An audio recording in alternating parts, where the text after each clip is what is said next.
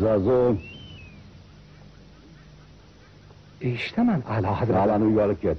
Men o'g'lim bilan bir yaxshilab gaplashib olay.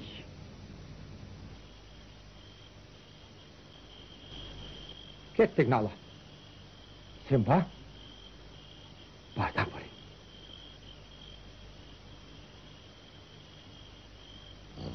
Simba!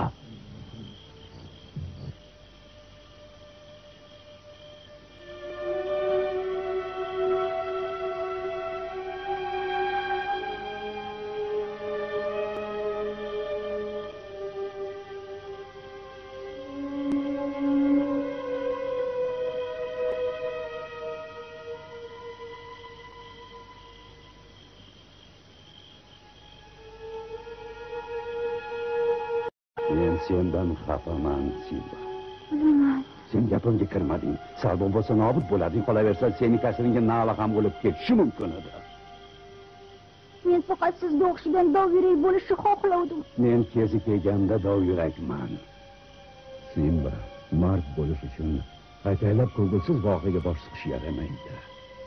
Lekin siz hech nimadan qo'rqmaysiz-ku. Bugun qo'rqdim. Qo'rqdingiz? Ha. Sendan ayrilib qolishdan qo'rqdim. Bundan chifti qirollar ham qo'rqarkan-da. Lekin bilasizmi? Xo'sh.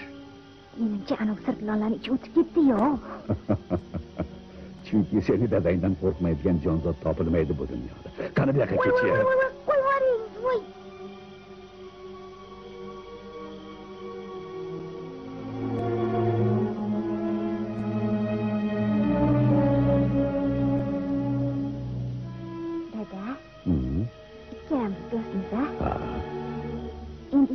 Hamisha birga bo'lamiz-a?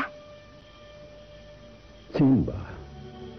Gapimga quloq sol. Bir zamonlar otam menga aytgan gap aytmoqchiman senga. Yulduzlarga qara.